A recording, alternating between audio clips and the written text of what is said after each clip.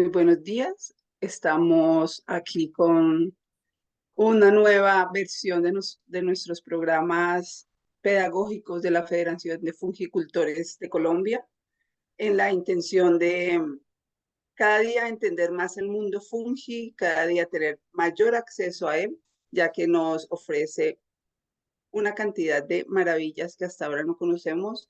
Aparte del reino vegetal, animal, existe este reino que nos provee de nutrición, salud. Entonces, para esto para que nos amplíen este tema, hemos invitado al ingeniero Oscar Cobo, quien tiene una amplia experiencia en la inocuidad de los alimentos que requerimos consumir para que sean eh, lo mejor aprovechados por nuestro cuerpo. Entonces, por favor, ingeniero, preséntese y pues, regálenos todo su conocimiento fantástico. Gracias. Bienvenido. Bu- Bueno, Ingrid, muchas gracias por la invitación. Como bien usted lo decía, mi nombre es Oscar Eduardo Cobo.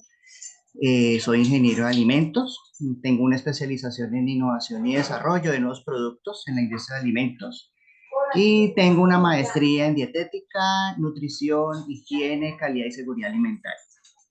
Eh, Hoy quiero compartir con ustedes un tema muy importante y es acerca de la inocuidad alimentaria, la cual abarca pues muchos ámbitos, en especial en la manipulación de setas comestibles.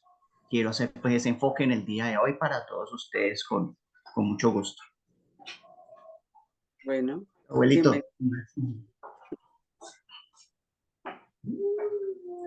Bueno, entonces sin más preámbulo, pues vamos a mirar. Fantástica presentación. Muchas gracias.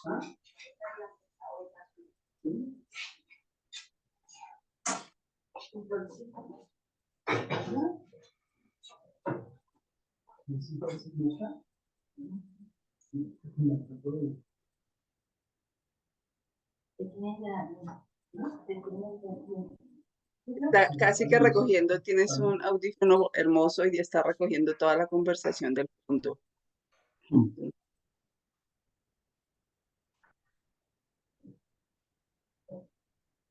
Creo que ya me escuché. No me quiere, ay, hombre, no me quiere aparecer la copita. Ahora sí, Yo sí las veo, sí. Eso es. ya, ahora sí.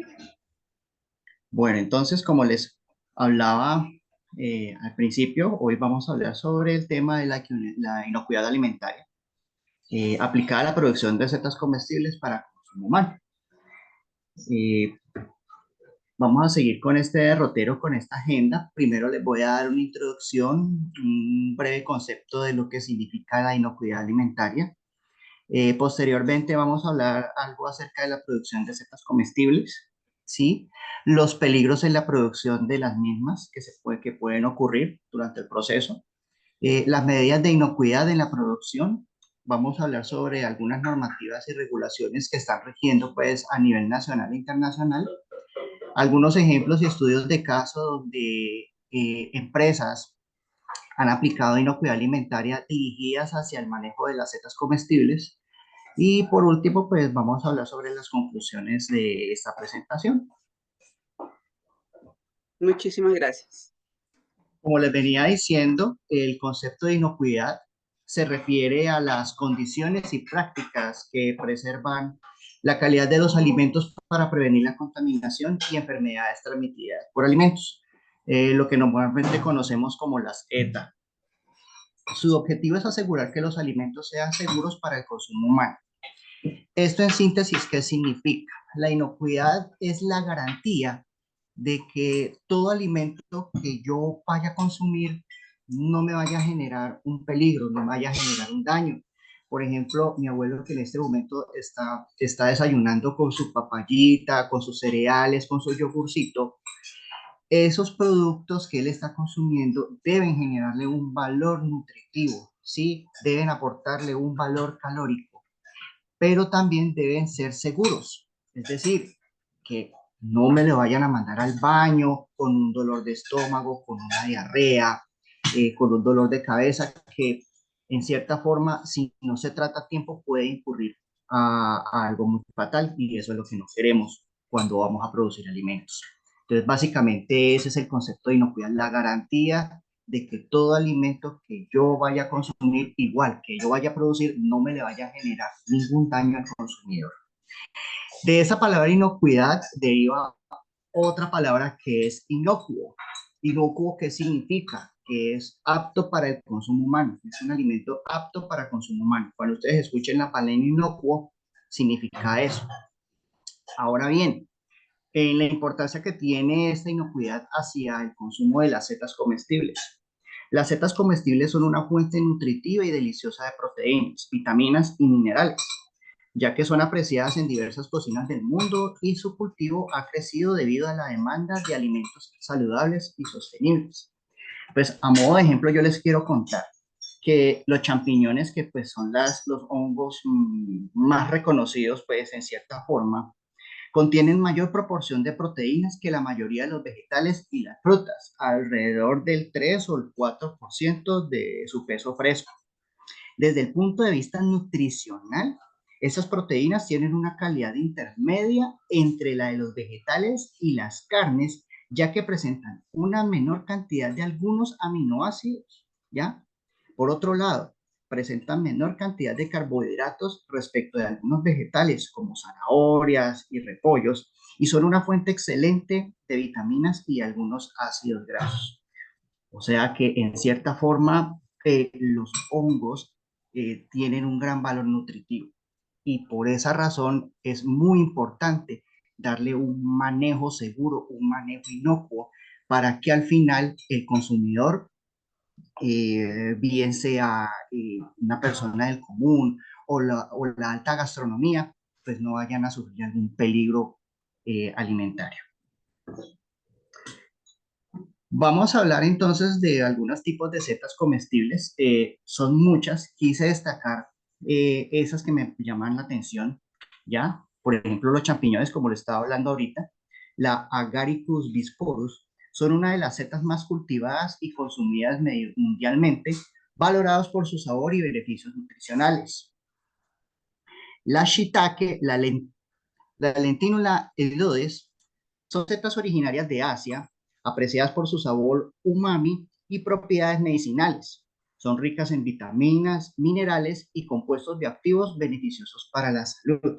Ustedes se preguntarán, bueno, ¿y esa palabra umami, eso qué significa? ¿Eso con qué se come? No, pues créanme que la palabra umami, eso es uno de los 5 sabores básicos, junto con el dulce, con el salado, con el ácido y el amargo. Es una palabra japonesa que traduce en cierta forma que es un sabor agradable, que es sabroso. Umami significa sabroso, ¿ya? Ese sabor se describe como una sensación gustativa, placentera y compleja, que es intensa y duradera y se asocia frecuentemente con alimentos ricos en glutamato, que es un aminoácido natural y ese es el que le confiere ese sabor característico de los champiñones. Perdón, de la shiitake. Vamos entonces con las setas ostra. Las Pleurotus ostreatus son conocidas por su textura tierna y sabor suave. Son fáciles de cultivar, ricas en proteínas, fibra y antioxidantes, aportando múltiples beneficios nutricionales y medicinales. Las maitake, la Grifola frondosa, son setas apreciadas por su sabor y textura únicos, conocidas como setas bailarinas.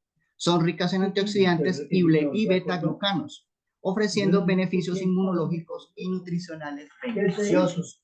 ¿Qué son los betaglucanos? Se preguntarán ustedes. Son un tipo de polisacáridos, son unos azúcares, ¿ya? Ellos lo que hacen es que tienen varias propiedades beneficiosas para la salud, ya que pueden modular el sistema inmunológico, tienen propiedades antitumorales, participan en la reducción del colesterol, controlan la glucosa en la sangre y mejoran la salud intestinal. O sea que estamos hablando aquí de una especie, una belleza que en lo que hace con nuestro organismo. Vamos a hablar un poco sobre el proceso de cultivo, que pues prácticamente lo dividí pues en 4 fases. Pues ustedes que son doctos en el tema, pues ya conocen mucho más a fondo de este tema. Yo simplemente voy a hacer un pequeño repaso para poder pasar al tema que realmente nos interesa. Tenemos el tema de la inoculación, empezamos con la inoculación. Introducimos el micelio, que es la parte vegetativa del hongo, en un sustrato preparado que puede ser paja, acerrín, compost, algunos utilizan bagazo de caña, o sea, que le proporciona pues algunos nutrientes para el crecimiento pues y desarrollo del hongo como tal. Posteriormente entramos en el proceso de incubación, donde el sustrato inoculado se mantiene en condiciones controladas de temperatura y humedad para permitir el crecimiento del micelio. La literatura nos dice que las humedades, la temperatura más controlada debe estar alrededor de los 20-25 grados, ¿ya? Con una humedad relativa entre el 85 y el 95%. Esto con el fin de no maltratar el hongo, de que él se pueda desarrollar en unas condiciones, pues, digámoslo así, placenteras para ellos. La fructificación, pues aquí estamos viendo una imagen de unas orellanas, ¿ya? Un ejemplito, una imagen que me conseguí por allí. En la fructificación, los cambios en las condiciones ambientales, como lo hablamos ahorita, el tema de la temperatura, la luz y la humedad, inducen en la formación de las setas, ¿ya? O sea que dependiendo de ese tratamiento, de esa sinergia entre la temperatura, la luz y la humedad, vamos a obtener unos hongos de óptima calidad para su consumo. Y ya posteriormente entraríamos a la cosecha, que ese es uno de los puntos críticos, ¿ya? Las setas se recolectan en su punto óptimo de madurez. Cuando hablamos de punto óptimo es que no es ni antes ni después. Ni antes porque el hongo no ha desarrollado esos sabores, esos nutrientes característicos que nos pueden aportar al organismo, ¿ya? Pero tampoco después porque va a haber una sobresaturación de ciertos componentes que ya en vez de hacernos un beneficio al organismo, lo que va a generar es un peligro. Ya podríamos hablar de una intoxicación o por envenenamiento o por algo por el estilo, cuando se dejan mucho tiempo pues por delante pues del tiempo de cosecha común.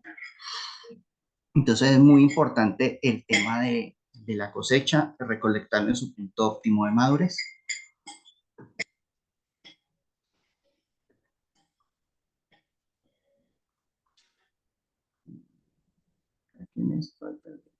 Ahora sí, acá. Ahora vamos a hablar sobre los peligros de la producción de las setas. En tema de alimentos, hay tres tipos, de hecho, hay cuatro tipos de contaminación. En el tema de los alimentos, la contaminación biológica, la contaminación química, la contaminación física y la contaminación radiactiva. Esta es muy compleja, sobre todo se presenta en las producciones de encurtidos o de producciones de empaque de enlatados. ¿Y en qué consiste esa contaminación radiactiva? Que no la tengo aquí, pero pues se las voy a dar a conocer. En las fábricas de producción de atún o de sardinas, cuando ya el producto está dentro de las latas, ellos deben pasar sobre un túnel con unos rayos UV. ¿Qué hacen estos rayos? Mitigan o destruyen las cepas que probablemente pueden quedar por medio del ambiente de microorganismos patógenos. Es un túnel donde va pasando por una banda las latas de atún, pero entonces debe estar controlado con un tiempo y con un tiempo pues determinado en segundos, no puede exceder de cierto tiempo, porque entonces esas radiaciones vienen a ser contraproducentes.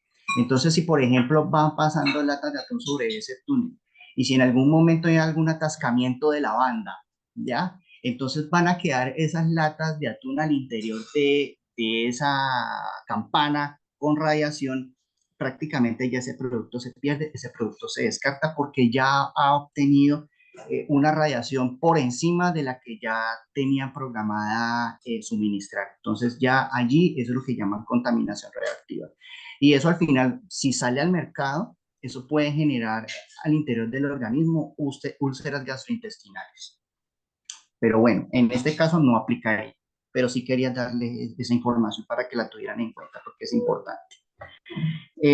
Volviendo pues con el tema de, de la contaminación, nosotros tenemos aquí la contaminación biológica, una de las más complejas y con la que uno debe estar luchando constantemente, ¿ya? En la contaminación biológica puede incluir bacterias como la salmonela o la listeria, virus y otros hongos patógenos que pueden contaminar el sustrato o las setas durante el cultivo y la cosecha. Voy a poner un ejemplo pequeñito con el tema de la salmonela porque no, de los casos recurrentes, de los brotes recurrentes de ETA, normalmente están dados por contaminación con salmonela o con E. coli.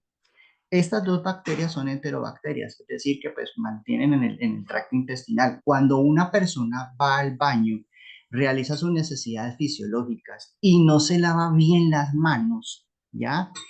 Esta bacteria queda pues prácticamente impregnada en las manos del manipulador y cuando por ejemplo va al área y va a preparar el sustrato para el cultivo, va a transferir esa bacteria al interior del sustrato y entonces es donde vamos a tener problemas posteriormente porque ya prácticamente vamos a contaminar las semillas, los micelios y todo lo demás. La listeria es otra bacteria, es muy recurrente en derivados lácteos, ¿sí? Ella más que todo alberga en drenajes y en difusores. Es muy importante que en las áreas donde se estén manejando controles de temperatura con difusores o ventiladores o emisores de frío, ¿sí? Es muy importante la limpieza y la desinfección de estos equipos, ya que estas bacterias albergan y son resistentes al frío. Cuando estas bacterias llegan al interior del organismo, de los casos más vistos es en las mujeres embarazadas que pueden atacar directamente al feto y cuando el bebé nace, si nace, nace con ya con problemas. O en caso contrario, pues ya el feto pues muere al interior. Entonces es muy peligrosa esa bacteria, hay que tener mucho cuidado con ella. Eso es un ejemplo pues de contaminación biológica. ¿Cómo puede ocurrir por contaminación directa o contaminación cruzada? Que ya más adelante vamos a hablar del tema. Tenemos otro tipo de contaminación que es la contaminación química, básicamente por medio de residuos de pesticidas, herbicidas y metales pesados, básicamente de las aguas de riego, en cierta forma. Estas pueden ser absorbidas por las setas si no se controlan adecuadamente las fuentes de sustrato y el agua. ¿Ya? No sé si ustedes recuerdan, más o menos a finales del 2021, en Pereira, a principios del 2022, no lo tengo muy presente, en la ciudad de Pereira hubo un brote de ETA por intoxicación con unas empanadas, las cuales cuando realizaron su estudio descubrieron que se habían contaminado con un producto desinfectante. ¿Ya? Entonces, esa es otra cuestión. Cuando vayan a realizar los procesos de limpieza y desinfección de utensilios, de ambientes, de superficies, hay que tener mucho cuidado con la preparación de las concentraciones, siempre mirar en la etiqueta del fabricante y la solución de detergente o de desinfectante para lo anteriormente mencionado, a qué concentraciones se deben preparar, no tan exageradamente, a no ser que ustedes tengan un plan de choque para controlar algún problema de microorganismo en ambiente o en superficie, se puede realizar. Pero por lo pronto, por lo tanto, hay que manejarlo pues muy cuidadosamente para no generar contaminación química. Es muy importante los utensilios, sobre todo las palas, las tijeras o demás utensilios que utilicen para el proceso de producción de las setas deben estar bien lavadas, limpias, desinfectadas, enjuagadas, etcétera, que no queden residuos que puedan generar un peligro. Hablando ahora de la contaminación física, básicamente eso sucede por objetos extraños como fragmentos de vidrio, de metal o de plástico que pueden encontrarse en el sustrato o durante la manipulación y procesamiento de las setas. Es muy importante que los manipuladores tengan, sobre todo en temporada de cosecha, o en lo que es post cosecha, en el empaque, en el almacenamiento y todo lo demás que ocurre en este proceso, tengan sus cofia, su tapaboca, su indumentaria bien puesta, limpia, ¿sí? Que no vaya a generar o a transferir material extraño al interior pues de las setas. Tengo una anécdota para contar también. Hace unos años, cuando salimos de pandemia, salí con mi sobrina a un supermercado y pues a ella le ha gustado mucho el tema de la gastronomía, de la repostería. De hecho, pues ella ya ahorita está terminando bachillerato y quiere estudiar esta carrera, gastronomía. Entonces, para ese tiempo, me pidió el favor que la acompañara a comprar una mezcla para hacer brownies. Pero listo, vamos y compramos la mezcla para hacer brownies, una marca importada, ya, presentación genial. Llegamos acá a la casa y cuando ella destapó la bolsa y la incorporó en el bol para hacer la mezcla con los demás ingredientes, oh sorpresa, nos encontramos un pedazo de uña. O sea, así como le estoy diciendo, un pedazo de uña, no sé, de uña de humano al interior. Prácticamente a mi sobrina le impactó y pues viendo que pues en el exterior, pues hablando pues de otros países donde los controles de inocuidad pues son exigentes, pues encontrarnos una cosa de estas pues sorprende mucho, pero pues eso puede pasar. Por eso el tema de los controles con las personas, con los manipuladores, con los visitantes, con todo, porque pues prácticamente no es ajeno el tema de la contaminación. Hay que tener mucho cuidado porque es complejo y es delicado.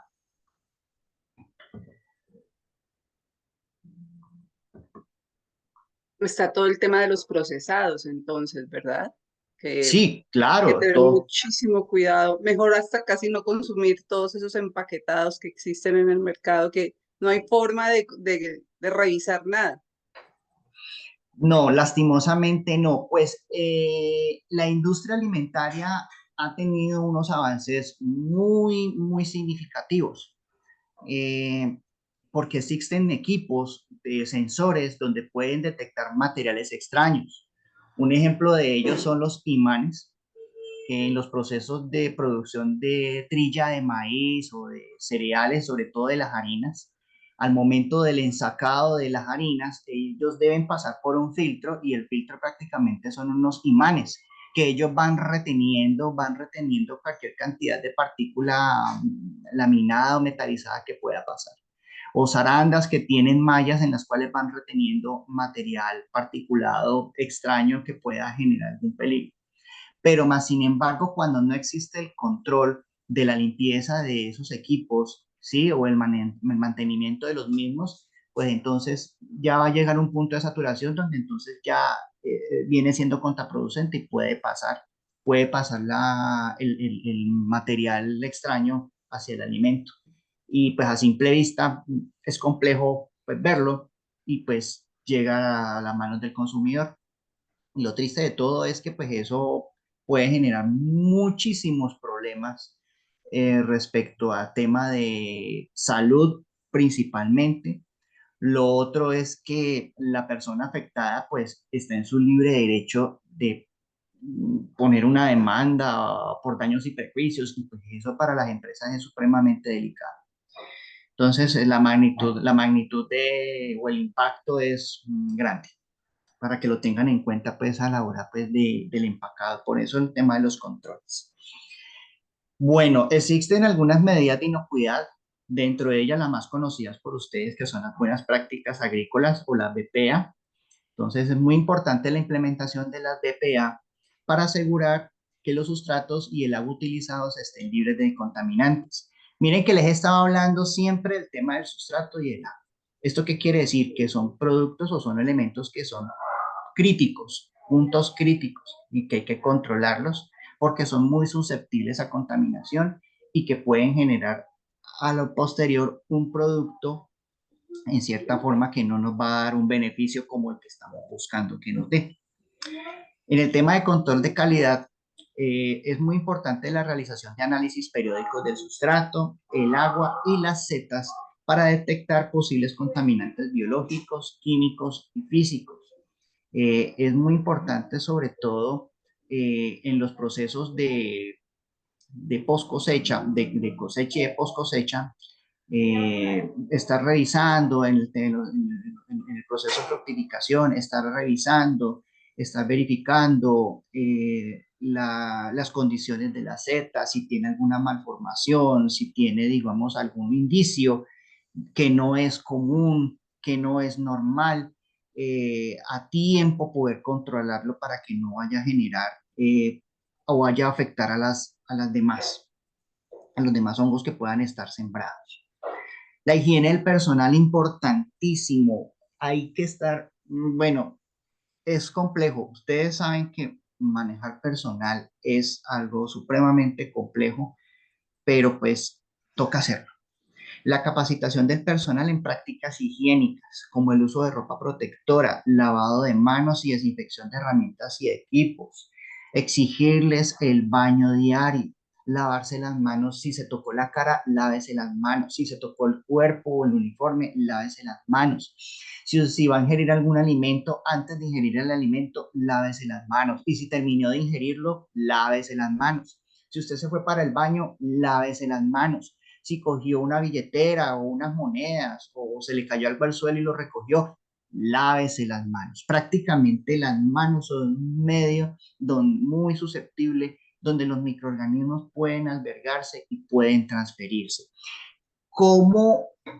Ustedes se preguntarán, pero bueno, los alimentos, ¿por qué nosotros nos enfermamos? ¿Por qué nos da ese cierto peligro? Porque les voy a poner un ejemplo sencillo. El alimento viene siendo un medio conductor, un medio de transporte. El alimento no te hace daño, ¿sí? A no ser que la persona tenga problemas de alergia, sea un alergeno, por ejemplo, una persona que sea intolerante a la lactosa, o una persona que sea celíaca, que sea intolerante al gluten, o algunas personas que tienen intolerancia pues, a algunas frutas, como por ejemplo la fresa tiene alergenos, o el maní, pero eso ya es condición de la persona, no es el alimento, ¿ya? Ahí no podemos hablar de una enfermedad transmitida por alimento, es una cosa muy diferente.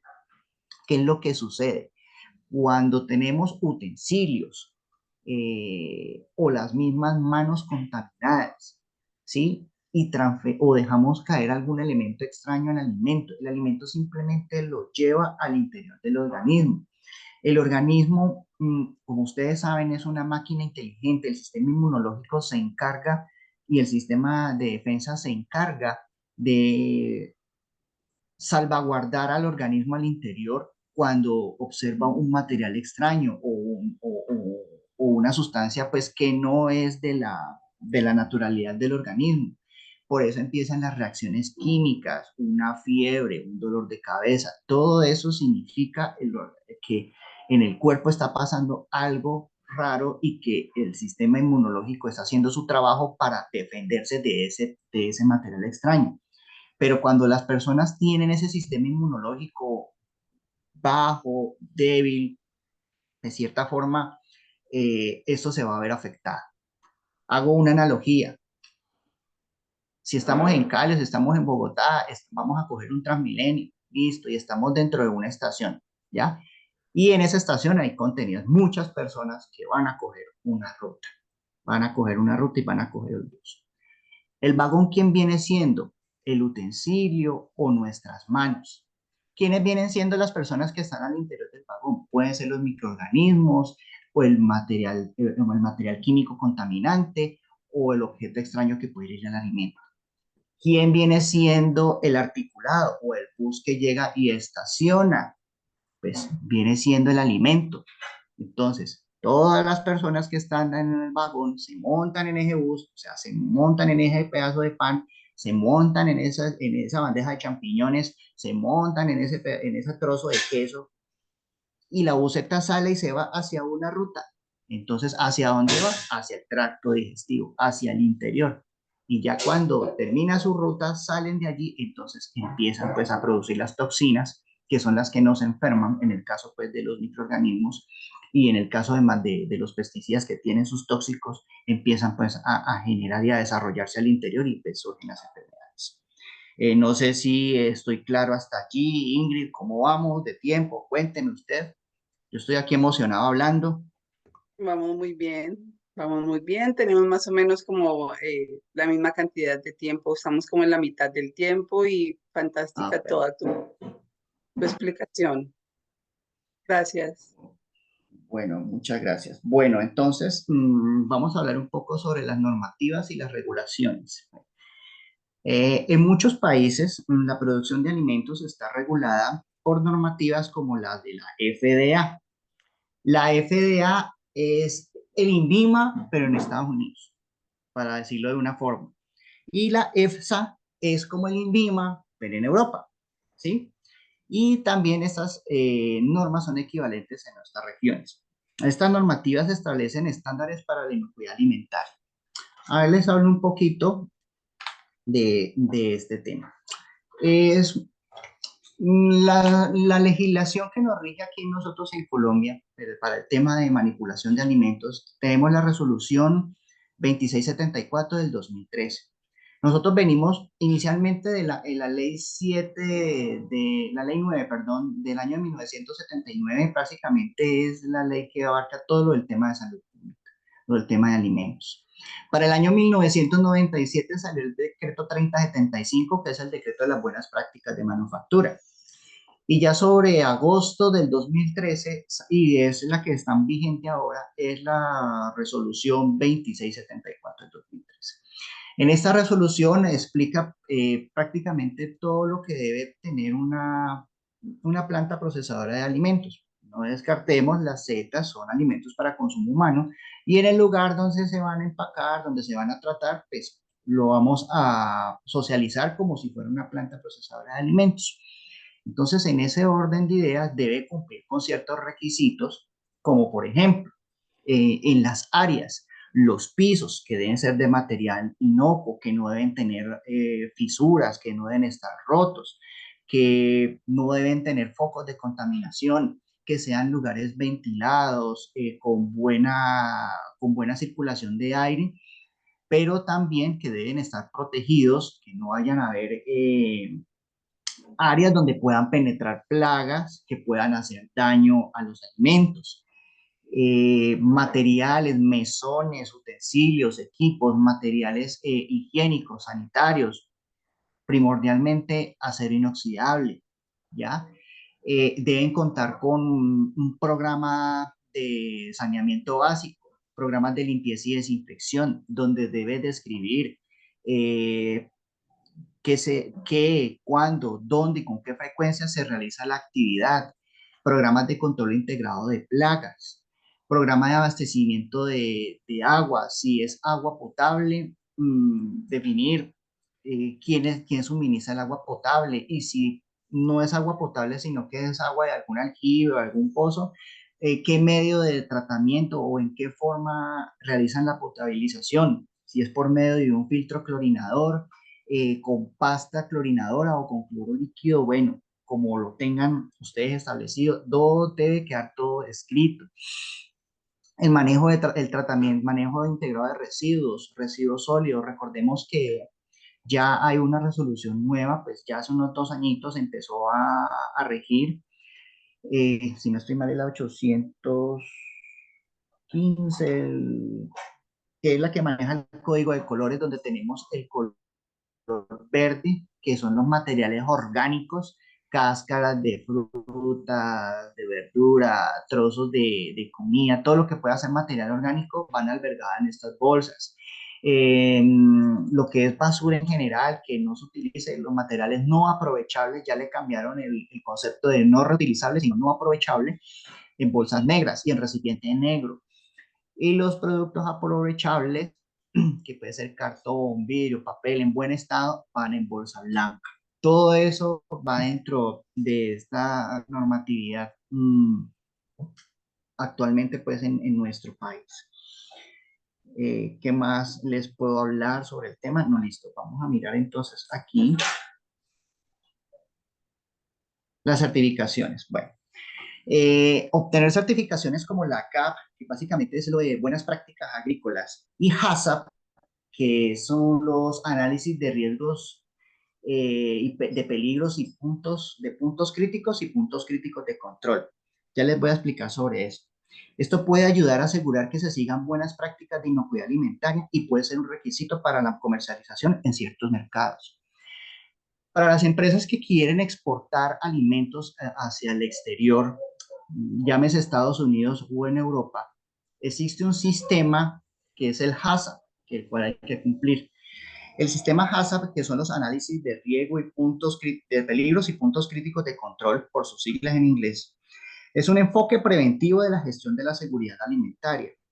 Su objetivo es identificar, evaluar y controlar los peligros biológicos, químicos y físicos en todas las etapas de la cadena de producción alimentaria, ¿ya? Desde la materia prima hasta el consumo final. O sea, está recorriendo toda la cadena de suministro, la producción primaria, la producción secundaria, lo que es la transformación y la terciaria, que es distribución y almacenamiento. Esta HACCP se basa en 7 principios, que son los análisis de peligros, la identificación de los puntos críticos de control, el establecimiento de límites clínicos, el monitoreo de los puntos críticos del control, las acciones correctivas, la verificación del sistema y documentación. De hecho, aquí podría salir un programa único y exclusivamente para hablar de HACCP y explicar cada uno de esos principios. El HACCP es reconocido internacionalmente y obligatorio en muchos países para asegurar la inocuidad de los alimentos. Y básicamente el HACCP nació hace muchísimo tiempo. Eso se llamaba anteriormente el ARPA. En Estados Unidos, cuando empezaron los proyectos de viaje al exterior de la Tierra, los viajes a la Luna y todo lo demás, ellos estaban diseñando formas o métodos para poder garantizar que los alimentos que se iban a consumir los astronautas en un determinado tiempo muy extenso, pues no le fueran a generar peligro. Entonces empezaron con una serie de medidas, con una serie de cuidados y es allí donde nace el sistema HACCP. Ahora, la certificación GAP, que son las buenas prácticas agrícolas, básicamente es un estándar internacional que asegura que los productos agrícolas se cultivan, se cosechan y se manejan siguiendo prácticas seguras y sostenibles. Este sistema de certificación se enfoca en la seguridad alimentaria, la salud y seguridad de los trabajadores y la protección del medio ambiente. Los criterios incluyen la correcta utilización de agroquímicos, el manejo del agua, la higiene del personal, importantísimo, y la trazabilidad de los productos. Obtener la certificación GAP ayuda a los agricultores a acceder a mercados más exigentes y a proporcionar productos seguros y de alta calidad a los consumidores. Entonces, prácticamente hay más certificaciones, la BRC, la FSSC, pero pues aquí menciono pues son como las más importantes en el momento, pues en caso de que si alguno de ustedes productores estén o quieren exportar hacia el exterior, pues tener en cuenta este punto que es muy importante. Vamos a hablar acerca de los casos de éxito. Algunas empresas que durante su trasegar pues tuvieron problemas de inocuidad, pero básicamente durante la implementación de estos pues han logrado surgir. Es el caso de las empresas como Gourmet Mushrooms en Estados Unidos y Fungaia en España. Han implementado con éxito sistemas de inocuidad alimentaria en la producción de setas, obteniendo certificaciones que le permiten exportar sus productos a mercados exigentes. Por ejemplo, vamos a hablar de un poquito de Gourmet Mushrooms Inc. Gourmet Mushrooms Inc. es una empresa estadounidense que fue fundada en el año de 1977 y es especializada en el cultivo de setas exóticas y medicinales. Esta compañía se destaca por su compromiso con la calidad y la sostenibilidad, utilizando técnicas de cultivo orgánico y prácticas de inocuidad alimentaria rigurosas. Sus productos incluyen variedades como shiitake, maitake, enoki y nameko, entre otras. Gourmet Mushrooms Inc. provee setas tanto para el mercado culinario como para la industria de suplementos nutricionales, ganándose una reputación por la pureza y frescura de sus setas. Ahora Fungaya en España es una empresa española que está dedicada al cultivo y comercialización de setas comestibles y medicinales. Con un enfoque en la sostenibilidad y el respeto al medio ambiente, Fungaya utiliza métodos de cultivo ecológicos y promueve la economía circular. Importante. La empresa se especializa en variedades como las setas ostra y shiitake, entre otras. Además, Fungaya ofrece talleres y cursos educativos sobre micología y cultivo de setas, fomentando el conocimiento y la apreciación de estos hongos en la comunidad.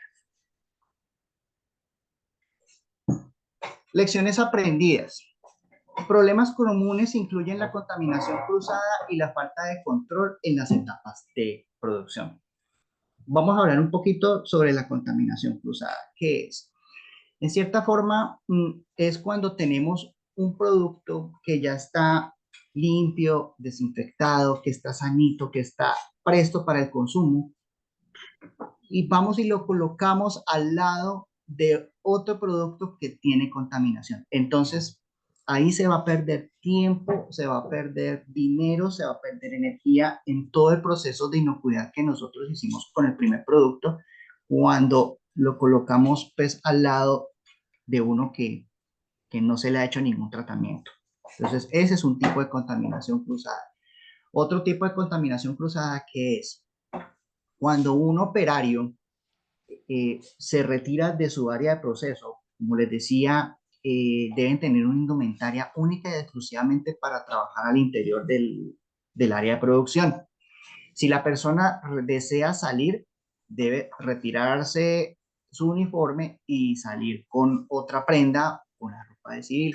Pero ¿qué sucede? Cuando sales con el uniforme puesto, vas a absorber toda la contaminación que hay en el ambiente y la vas a llevar, la vas a transferir a tu área de proceso y ahí va a contaminar lo demás. Ese es otro tipo de contaminación cruzada. ¿Ya? Sobre los tipos de utensilios, también se puede ocurrir por herramientas que no estén limpias, que pueden transferir microorganismos de un lugar a otro. El peligro aquí es con el tema del manejo de los microorganismos, como son prácticamente, no se pueden ver, no se pueden apreciar, pero pues al final cuando uno ya ve el daño es que ya se da uno cuenta pues que el producto ya está contaminado. La manipulación inadecuada, cuando el personal no sigue las prácticas de higiene, como les estaba hablando ahorita, eh, hay transferencia de material contaminante de un lugar a otro y me puede afectar al producto final. El sustrato contaminado, cuando se utilizan sustratos no esterilizados que contienen patógenos, puede infectar a los hongos. Un almacenamiento incorrecto, cuando ustedes colocan hongos contaminados junto a lotes limpios en cámaras frigoríficas. Eso es lo que les estaba explicando al principio de contaminación cruzada. El transporte con vehículos que no estén limpios pueden transferir contaminantes durante el transporte. Entonces, miren lo que es muy importante, los controles. Los controles, verificación de frigoríficos, la limpieza y desinfección de los mismos, con qué frecuencia lo hacen, si lo hacen cada semana o cada 15 días, cada cual lo establece de acuerdo a su volumen de producción. Los vehículos, cada cuánto se deben fumigar, cada cuánto se deben desinfectar. Todo eso debe ir documentado, como les hablaba anteriormente, con los planes de saneamiento. Las soluciones implementadas incluyen mejoras en la infraestructura del cultivo y almacenamiento y la capacitación continua del personal.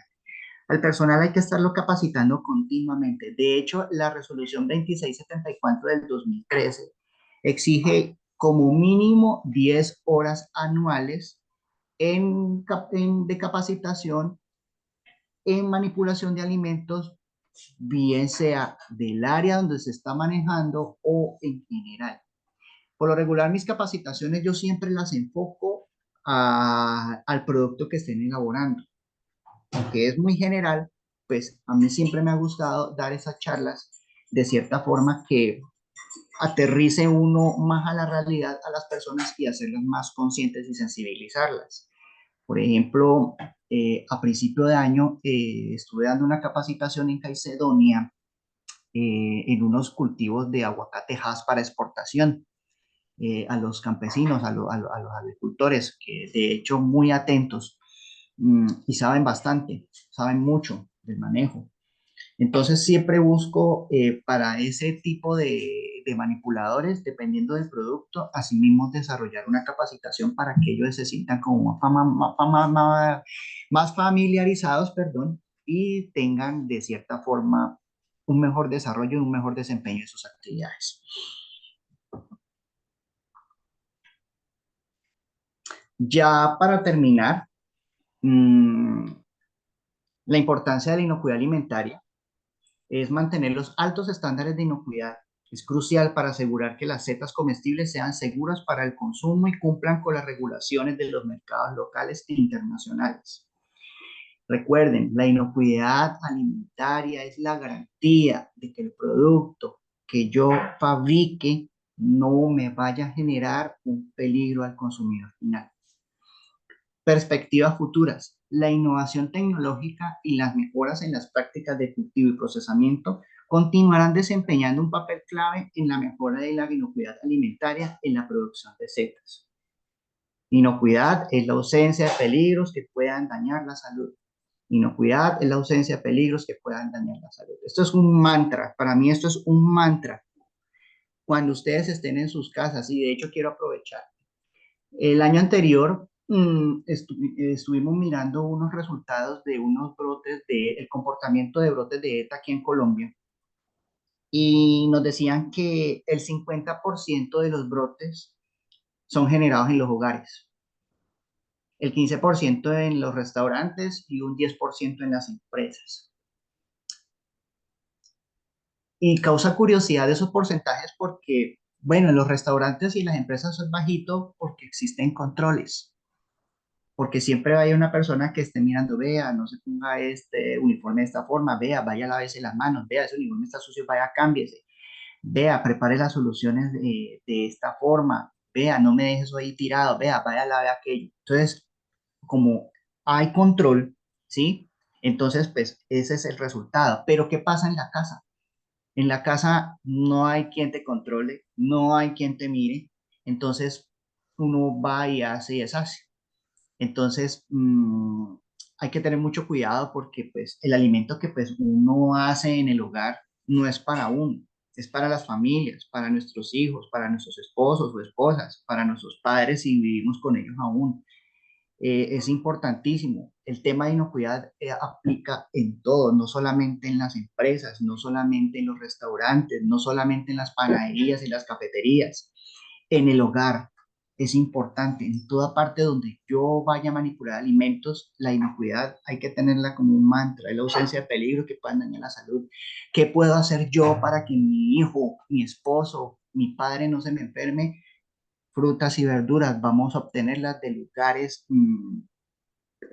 certificados o de buena procedencia, que estén en buen estado los alimentos, que si de pronto hay un producto que se te venció, te den la garantía de que te lo van a cambiar, los mesones limpios, la estufa limpia, los utensilios limpios, desinfectantes, detergentes en buen estado, en buena forma, bueno, etcétera. Las temperaturas de cocción, las temperaturas de refrigeración, tenerlas presentes, las temperaturas de congelación, estar controlando los cuartos fríos. Es muy importante lo del tema de los cuartos fríos, ya que estoy tocando este tema. ¿Tenemos tiempo todavía, Ingrid?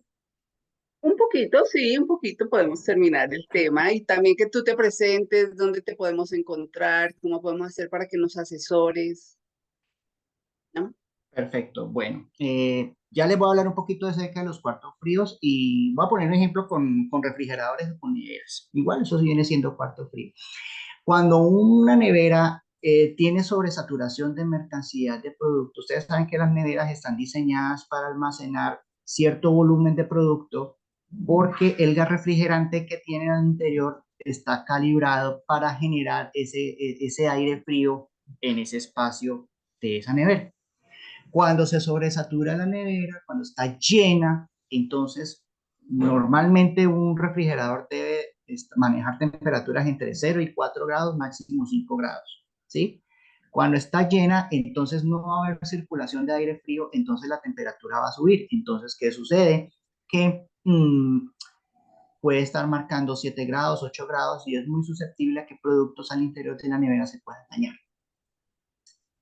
Pero no es normal que una nevera casi vacía, por decirlo de alguna manera, usted le toma temperatura al interior y le esté marcando 7 grados, 8 grados, 9 grados. Entonces, la importancia de los controles cada hora de los cuartos fríos, eso aplica para todo sistema de refrigeración, bien sea refrigeración o de congelación. ¿Por qué? Porque el estar vacía y me está marcando una temperatura por encima de lo que debe refrigerar. Ahí podemos mirar si hay un problema pues en el motor o si hay una fuga de gas o algún problema en el refrigerador. Entonces, esos controles, esas lecturas a nosotros nos va a generar, nos va a dar tiempo de reacción para trasladar los productos que tenemos al interior, ¿sí? Y así mismo pues poderlos refrigerar. Ya, pero cuando no tenemos control, pues ya nos vamos dando cuenta del producto ya cuando se daña al interior de la nevera. Eso es pues, básicamente lo que yo quería contarles respecto a eso. Pues hasta aquí mi presentación, pues como les decía, mi nombre es Oscar Eduardo Cobo Narváez. Eh, nosotros prestamos en compañía de mi esposa, Nina Marcela Jaramillo, nosotros prestamos servicios de asesoría para todo el tema de industrias alimenticias, sobre todo a microempresarios y pequeños emprendedores. Nosotros realizamos trámites ante el INVIMA, trámites sobre registros, permisos, notificaciones sanitarias, bien sea por primera vez o si va a realizar una modificación o si va a realizar una renovación. Eh, en diciembre del año anterior hubo una modificación a la ley de emprendimiento donde presta gratuidad a los microempresarios y pequeños productores en la consecución de registros, permisos y notificaciones sanitarias. Eh, Redes sociales no es que manejen mucho, manejen bastante el tema del WhatsApp, ese es mi contacto, 315-251-3434, mi correo es hardcopasesores@gmail.com. También les hablaba que nosotros prestamos asesoría en el tema de implementación de programas de saneamiento, programas de mejoras en el proceso productivo, diseño de tablas nutricionales mediante pues cálculo matemático de balance de materia y energía. Realizamos también diseños de fichas técnicas comerciales para ustedes si pretenden buscar abrir mercados, pues qué buena forma de presentarle a un futuro cliente una hoja de vida bien hermosa, bien bonita de su producto que quiere comercializar. Nosotros estamos ubicados en Guadalajara de Uga, el Valle del Cauca. A mí en Instagram me pueden conseguir como Oscar Eduardo Cobo Narváez, ¿ya? Mi correo es el hardcopasesores@gmail.com. Aquí está la dirección, carrera octava número 1819. Y no, lo que ustedes requieran, con muchísimo gusto, pues estoy para atenderlos y pues para solucionarles alguna inquietud que ustedes puedan tener. Bueno, querido ingeniero, seguramente te vamos a estar contactando porque hay mucho para hacer, mucho para contribuir. Entonces, te agradecemos mucho que estés dentro del mapa de, Muchas gracias. de la cadena de producción limpia.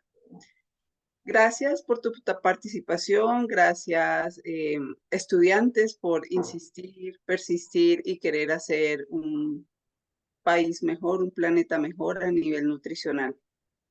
Muchas gracias, ingeniero. Voy a dejar de grabar en Muchas este momento. gracias.